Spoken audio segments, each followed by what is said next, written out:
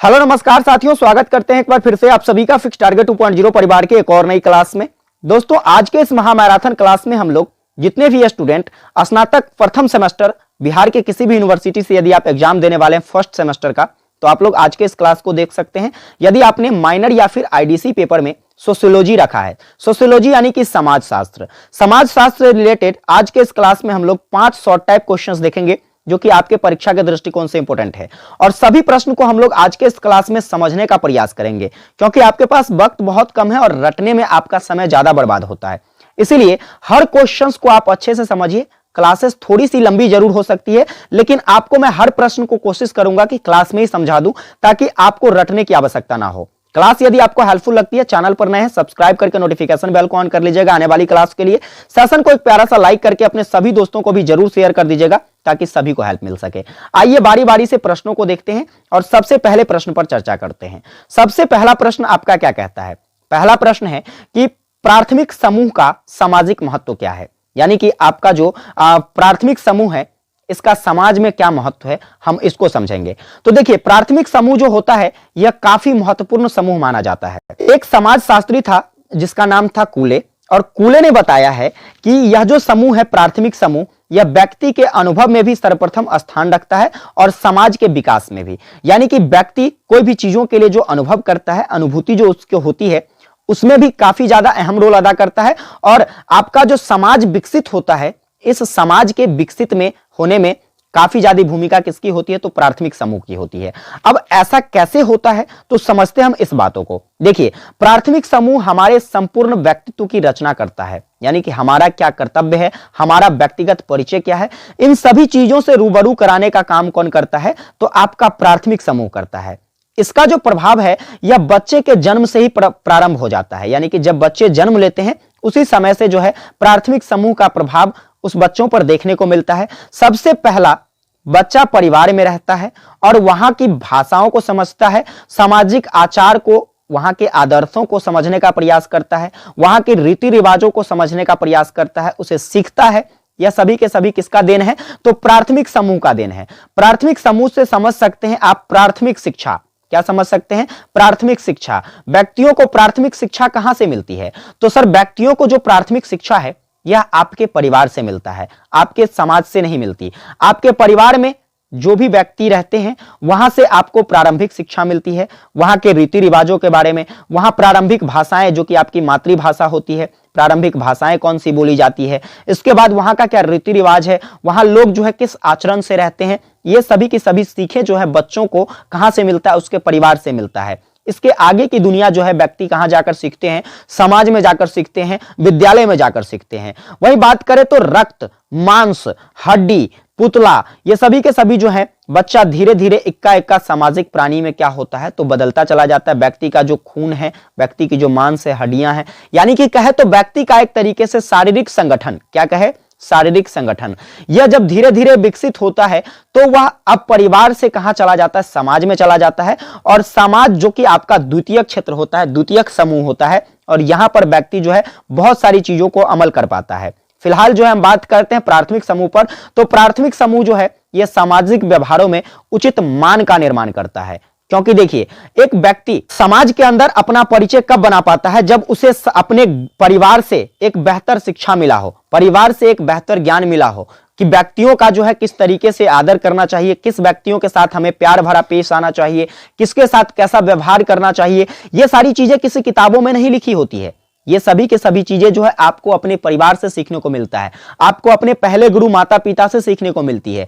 आपके माता पिता आपको जैसे व्यवहार सिखाएंगे, आप जो है उस तरीके से ढल जाइएगा। और जब आप समाज में आइएगा, जब आप द्वितीयक समूह में आइएगा, द्वितीयक श्रेणी में आइएगा, तो वैसे स्थिति में आपका मान बढ़ाने के लिए, आपके मान को निर्माण करने के लिए प्राथमिक समूह जो है यह काफी अहम भूमिका निभाता है कि समाज के अंदर अब आकर के आपको कैसा व्यवहार प्रस्तुत करना है, लोगों के साथ किस तरीके से पेश आना है। इसके साथ साथ ही सामाजिक समूह जो है हमारे व्यवहार को, हमारे कार्यों को भी नियंत्रित करने का काम करती है। कार्य, हमें कौन सा कार्य करना चाहिए, कौन सा कार्य जो है सामाजिक उल्लंघन के रूप में प्रस्तुत हो सकती है, समाज का उल्लंघन कर सकती है, किस तरीके से जो है हमें किस कार्य को अंजाम देना चाहिए, ये सारी की सारी बातें जो है हमें परिवार से सीखने को मिलता है। और परिवार जो कि आपका प्राथमिक समूह के रूप में जाना जाता है, और यही प्राथमिक समूह जो है आपको द्वितीयक समूह में, द्वितीयक क्षेत्र में आपको एक बेहतर इंसान के रूप में सामने लाता है। प्राथमिक समूह क्या करता है, तो हमारे आंतरिक संतोष को पैदा करता है प्राथमिक समूह से।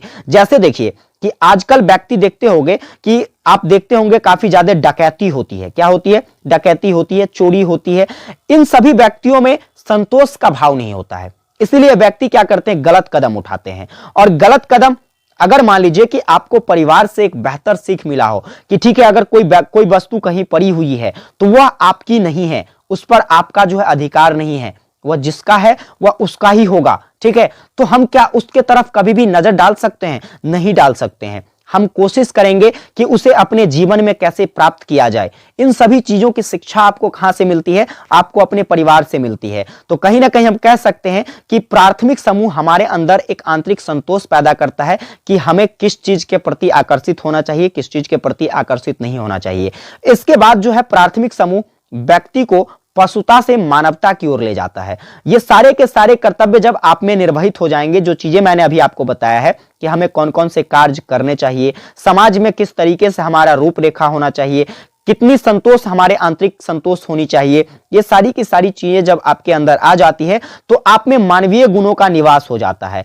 और कहीं ना कहीं यह जो है आपको पशुता से कहे तो मूर्खता से क्या करती है, तो पशुता कहने का मतलब यहां पर मूर्खता है, और आपको मूर्खता से क्या करती है, दूर करती है, आपको जो है गलत कदम उठाने से रोकती है। यह सभी का सभी किसका देन है? तो आपके प्राथमिक समूह का देन है। और इस प्रकार से जो है हमारा प्राथमिक समूह जो है हमारे सामाजिक कार्यों में काफी ज्यादा महत्वपूर्ण माना जाता है। फिर हम बात करते हैं, अगला प्रश्न आपसे पूछा जा सकता है कि प्राथमिक और द्वितीयक समूह में क्या अंतर होता है। तो देखिए, प्राथमिक समूह की अगर मैं बात करूं तो इसमें संबंध जो भी होता है या प्रत्यक्ष या फिर आमने सामने होता है, क्योंकि यहां जो भी व्यक्ति होते हैं आपके परिवार के लोग होते हैं। कहां के लोग होते हैं? परिवार के लोग होते हैं। लेकिन द्वितीयक समूह में जो है संबंध अप्रत्यक्ष भी हो सकता है, अवैयक्तिक भी हो सकता है। यानी कि यहां पर आपको समाज के अंदर ऐसे ऐसे भी लोग मिलेंगे जो आपसे संबंध रखता भी होगा और आपसे संबंध ना भी रखता होगा, क्योंकि यहां तो हर व्यक्ति आपका रिलेटिव नहीं हो सकता। एक समाज में जो है क्या है, विभिन्न विभिन्न प्रकार के लोग पाए जाते हैं, अलग अलग जाति धर्म के लोग पाए जाते हैं, अलग अलग विचार के लोग पाए जाते हैं। तो ये सारे के सारे व्यक्ति जो है आपसे प्रत्यक्ष रूप से या फिर अवैयक्तिक रूप से संबंध रखता है। तो ये अंतर, सबसे पहला अंतर हो गया आपका कि समाज में जो है आपका प्राथमिक समूह एक तरीके से प्रत्यक्ष संबंध को दर्शाता है, और द्वितीयक समूह जो है यह आपके व्यक्तियों के बीच अप्रत्यक्ष या अवैयक्तिक संबंध को दर्शाता है। इसके बाद आपका दूसरा अंतर जो हो जाता है प्राथमिक और द्वितीयक समूह में, प्राथमिक समूह जो होता है इसका आकार छोटा होता है, क्योंकि परिवार काफी छोटा होता है। एक समाज के तुलना में परिवार क्या होता है, काफी छोटा होता है। एक आपके जैसे परिवार के जैसे जैसे जो है समाज में बहुत सारे परिवार होते हैं, इसीलिए हम कह सकते हैं कि आपका प्राथमिक क्षेत्र जिसका आकार काफी छोटा होता है, लेकिन द्वितीयक क्षेत्र का आकार क्या होता है, तो काफी बड़ा होता है। और प्राथमिक क्षेत्र में जो होते हैं, प्राथमिक क्षेत्र के सदस्यों के पारस्परिक संबंध अधिक अस्थायी और दीर्घकालीन होते हैं। यहां पर जो है प्राथमिक समूह में जो भी आपके परिवार के व्यक्ति हैं, आप उनसे तो अपना रिश्ता नाता नहीं खत्म कर सकते हो, इसीलिए कहा जाता है कि आपका जो यहां पर रिश्ता होता है, संबंध होता है, यह क्या होता है, अस्थायी होता है। लेकिन द्वितीयक क्षेत्र में बात करें तो यहां पर जो है आपका संबंध अस्थायी नहीं भी हो सकता है। जैसे कि मान लीजिए किसी मुद्दे पर, किसी बात के लिए किसी व्यक्ति से आपका क्या हो जाए, तो अनबन हो जाए, झगड़े हो जाए, तो वहां पर जो है हमारा संबंध क्या हो जाता है, खराब हो जाता है, वहां पर संबंध टूट जाता है। तो ऐसी स्थिति में द्वितीयक क्षेत्र में जो है हमारा संबंध जो है अस्थायी नहीं होता है, यहां पर संबंध बनते हैं, टूटते हैं। आगे बात करते हैं तो अगला जो प्राथमिक क्षेत्र में होता है, प्राथमिक क्षेत्र जो है जिसका विकास किसी विशेष हित या स्वार्थ की पूर्ति के लिए नहीं होता है। यानी कि परिवार में हम कभी भी स्वार्थ की भाव से रहें तो वह परिवार परिवार नहीं रह जाएगा। आजकल तुम देखते होगे कि अधिकांशतः परिवार जो है विभाजित हो जाता है, और इसका सबसे बड़ा द्योतक कौन है, तो मन में स्वार्थ का भाव। यदि आपके मन में स्वार्थ का भाव नहीं रहेगा तो क्या होगा, आपका परिवार कभी भी छत बिछत नहीं होगा, हमेशा वह परिवार एक सामूहिक परिवार के रूप में जाना जाएगा, एक संगठित परिवार के रूप में जाना जाएगा। लेकिन द्वितीयक क्षेत्र में आजकल तो काफी ज्यादा देखने को मिलता है कि द्वितीयक क्षेत्र में व्यक्ति जो हैं सिर्फ और सिर्फ स्वार्थ के लिए जीते हैं। अपना काम बनता भाड़ में जाए जनता, आपने तो सुना ही होगा। तो यही देन है किसका, यह द्वितीयक क्षेत्र का देन है। यहां पर व्यक्ति सिर्फ और सिर्फ जो है ज्यादातर अपने स्वार्थ के लिए मरते हैं, दूसरे की मदद के लिए नहीं। जैसे कि अक्सर तुम देखते होगे रोड पर कहीं कोई एक्सीडेंट हो जाए तो उसको बचाने की बजाय लोग क्या करता रहता है, तो वहां रील्स बनाता रहता है। आजकल जमाने में ऐसे ऐसे लोग पैदा हो गए हैं। तो ये सभी के सभी क्या है, एक तरीके से हम कह सकते हैं कि समाज के नाम पर कलंक है। और यहां पर एक तरीके से स्वार्थ का भाव पैदा होता है। किसका भाव पैदा होता है, स्वार्थ का। कभी तो सोच सकते हो कि यह घटना हमें अपने ऊपर भी बीत सकता है, इसलिए हमेशा दूसरों की मदद करनी चाहिए जहां आप कर सको। ना कर सको तब कोई बात नहीं है। और जहां देखिए क्या होता है, अगर वहां पर कोई आपके परिवार का व्यक्ति हो तो क्या आपको देखकर वो रील्स बनाएगा, नहीं, वह आपको उचित ट्रीटमेंट के लिए अस्पताल पहुंचाएगा, है कि नहीं। इसी को कहा जाता है प्राथमिक क्षेत्र और द्वितीयक क्षेत्र में अंतर। क्या है प्राथमिक क्षेत्र और क्या है द्वितीयक क्षेत्र, क्या है द्वितीयक समूह, इसको आप समझ गए होंगे, इसके अंतर को समझ गए होंगे। अब आइए बात करते हैं अगला प्रश्न जो कि आपसे पूछा जा सकता है, संस्कृति या कल्चर क्या है। तो संस्कृति के संबंध में काफी सारे ऐसे समाजशास्त्री हुए जिन्होंने अपना अपना मत दिया है। इसमें हम आज देख लेते हैं टेलर के अनुसार। टेलर ने जो है, एक समाजशास्त्री थे टेलर, इन्होंने क्या बताया है संस्कृति के बारे में। तो टेलर ने बताया है कि संस्कृति जो है एक जटिल समग्रता है। इसमें ज्ञान, विश्वास, कला, आचार, कानून, प्रथा और एक ही दूसरी क्षमताओं और आदतों का समावेश जो है किसमें देखने को मिलता है, संस्कृति में देखने को मिलता है, जिसे मानव समाज के सदस्य होने के रूप में क्या होता है, तो प्राप्त किया जाता है। आप सभी देखते होंगे कि हमारे जो समाज है, यहां पर जो संस्कृतियां विकसित होती है, यह ज्ञान भरा होता है। यहां पर लोगों में विश्वास का भाव होता है। जैसे कोई भी चीजें करते हैं, आज आप पढ़ते हो, मैं ये पढ़ा रहा हूं, तो आप इसे किस अंदाज में पढ़ते हो, एक विश्वास के रूप में पढ़ते हो कि सर जो पढ़ा रहे हैं यह निश्चित हमारे पेपर में आएगा, इसीलिए हमें इसे पढ़ लेना चाहिए। तो ये सारी की सारी जो है आपके संस्कृतियों के विश्वास के रूप में। यहां पर कला का विकास है, आचार विचार, कानून व्यवस्थाएं भी आपको देखने को मिलती है। तो ये सारी चीजें जहां पर समावेशित रूप से मानव जीवन में आता है, वही क्या कहलाता है, संस्कृति कहलाता है। इसके साथ साथ ही मैकाइवर तथा पेज ने भी अपने बारे में बताया है। किसके बारे में, तो संस्कृति का परिचय देते हुए इन्होंने कहा कि संस्कृति हमारे नित्य दिन या प्रतिदिन रहन सहन, साहित्य, धर्म, कला, मनोरंजन और आनंद में पाए जाने वाले विचारों के ढंग को क्या करती है, तो व्यक्त करती है। यह किसका मानना है, तो मैकाइवर और पेज का मानना है, जो कि एक समाजशास्त्री थे। और इन्होंने बहुत सटीक बातें बताई है कि संस्कृति जो है यह हमारे दैनिक क्रियाओं पर क्या कहते हैं, निर्भर करता है। क्योंकि इसके अंतर्गत जो है हमारा रहन सहन, साहित्यिक, धर्म, कला, मनोरंजन की सारी बातें, आनंद युक्त जो भी बातें हैं, ये सारे के सारे विचार जो हैं एक रूप से समाहित जहां होती है, उसी को हम लोग किसके रूप में जानते हैं, तो उसी को हम लोग आपके संस्कृति के रूप में जानते हैं। अर्थात कहें तो इन सभी परिभाषाओं से यह स्पष्ट होता है कि संस्कृति बहुत ही व्यापक है। संस्कृति जो होता है क्या होता है, काफी व्यापक होता है, जो हमारे जीवन के सभी क्षेत्रों से संबंधित है। और यह प्रत्येक समाज में रहन सहन, धर्म, आनंद प्राप्ति के तरीके, कला, इन सभी पर क्या करता है, तो एक विशिष्ट तरीके को बताता है। और कहे तो दैनिक जीवन में आने वाली सभी वस्तुओं का समावेशन जो है हमें कौन देती है, तो संस्कृति देती है। संस्कृति से ही हमारे दैनिक जीवन में जो भी चीजें होती है, उन सभी चीजों का समावेशन देखने को मिलता है। संस्कृति जो है यह अर्जित व्यवहारों की एक व्यवस्था है, जिसका प्रयोग किसी समाज विशेष द्वारा होता है। संस्कृति में समस्त रीति रिवाज, प्रथा, रूढ़ियां, ये सारी की सारी चीजें देखने को मिलती है। तो उम्मीद करता हूं आपको संस्कृति के बारे में समझ में आ गया होगा। आगे बात करते हैं। आपका अगला प्रश्न बन सकता है कि सामाजिक स्तरीकरण का क्या अर्थ होता है और इसकी क्या विशेषताएं हैं। स्टार लगाइएगा प्रश्न पर। सामाजिक स्तरीकरण को समझते हैं। तो देखिए, समाज के अंतर्गत जो पाए जाने वाले जितने भी समूह हैं, चाहे वो ऊंच नीच, बड़े छोटे हो, ये सभी के सभी, इन सभी के आधारों को जो है क्या किया गया है, तो विभिन्न स्तरों पर बांटा गया है। जो भी समाज में आप देखते हैं, ऊंच नीच के आधार पर व्यक्तियों को बांटा गया है, समाजों को बांटा गया है, क्षेत्रों को बांटा गया है। इसके बाद बड़े छोटे के रूप में विभाजन किया गया है। इन सभी विभाजन को ही हम लोग सामाजिक स्तरीकरण कहते हैं। इसे हम लोग समाज के स्तर के रूप में भी जानते हैं। समाज का स्तर, जिसकी विशेषताओं की बात करें तो सबसे पहली विशेषता सामाजिक स्तरीकरण का है कि समाज में यह व्यापक रूप से देखा जाता है। समाज में इसलिए व्यापक रूप से देखा जाता है कि आज भी हमारे समाज में ऊंच नीच जैसी भावनाएं हैं। आप कहते हो कि यह जाति ऊंची जाति का है, यह जाति जो है नीच जाति का है, इससे छुआछूत जैसे भाव होते हैं। तो ये सारी चीजें आज भी समाज में देखने को मिलती है और इसी को हम लोग जो है सामाजिक स्तरीकरण कहते हैं। सामाजिक स्तरीकरण जो है यह पीढ़ी दर पीढ़ी बना रहता है। ऐसा नहीं है कि आज हम इस चीज को मान रहे हैं तो हमारे आने वाले पूर्वज जो हैं इसे क्या हमारे आने वाले जो वंशज जो हैं या इसको क्या करेंगे तो हमारे वंशज इसे छोड़ देंगे। हमारे पूर्वज भी मनाते आए हैं और हमारे वंशज भी मनाते जाएंगे और हम भी मना रहे हैं। ऐसा बिल्कुल देखने को मिलता है समाज के अंतर्गत। तो इसी को सामाजिक स्तरीकरण कहा जाता है। सामाजिक स्तरीकरण जो है यह व्यक्तियों के बीच विभिन्नता का प्रकार ही नहीं बल्कि समाज में एक तरीके से कहे तो यह विशिष्टता भी है।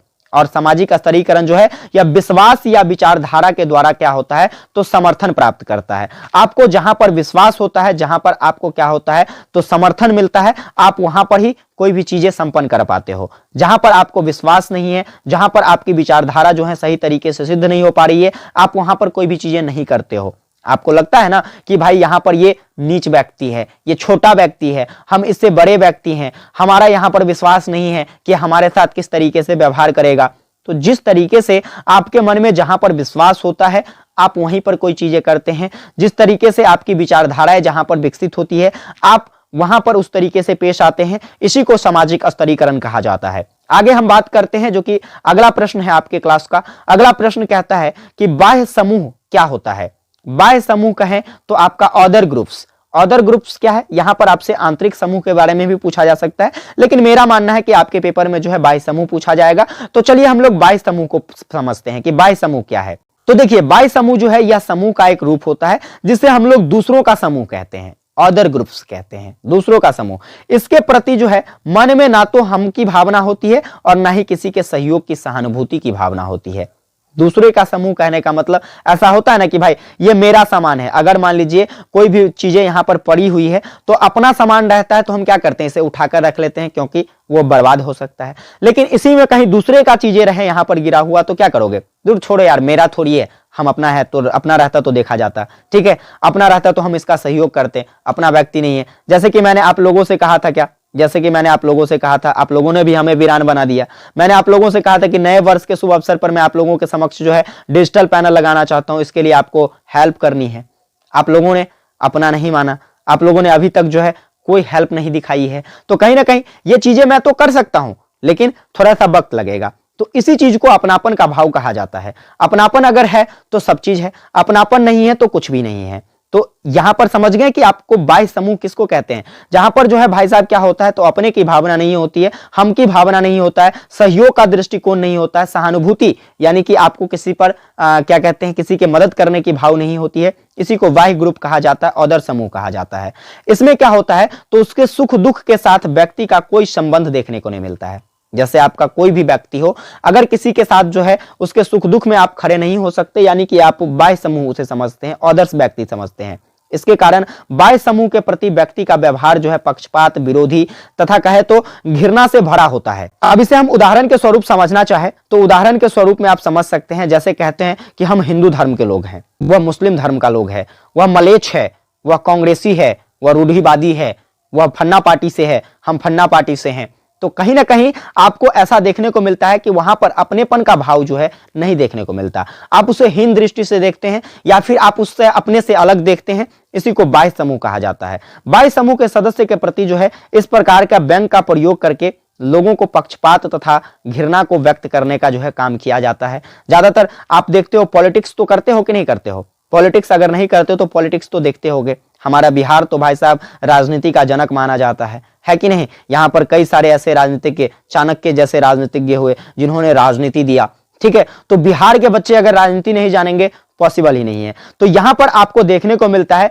कि एक पार्टी जो है किसी दूसरे पार्टी को क्या करता है नीचा दिखाने के लिए विभिन्न विभिन्न प्रकार के भाव को व्यक्त करता है, विभिन्न विभिन्न तरीके से जो है उसके लिए जो है लोगों में घृणा यानी कि कहे तो लोगों में एक द्वेष पैदा करने का काम करता है। इसी को क्या कहा जाता है तो आपका बाह्य समूह कहा जाता है। तो उम्मीद करता हूं ये सारे प्रश्न जो है आपको अच्छे से समझ में आ गया होगा। अगर ये क्लास आपको हेल्पफुल लगी हो, चैनल पर नए अभी तक सब्सक्राइब नहीं किए हैं, सब्सक्राइब कर लेना, नोटिफिकेशन बेल को तो जरूर ऑन कर लीजिएगा ताकि आने वाली क्लास आपको समय से मिल सके और आप अपने एग्जामिनेशंस की तैयारी बेहतरीन ढंग से कर सको। सेशन को एक बार प्यारा सा लाइक कर दीजिए और एक कमेंट करके जरूर बताइए कि क्लास आपको कैसी लगी। विशेष आप लोगों से अगली क्लास में मिलते हैं, तब तक के लिए जय हिंद, वंदे मातरम।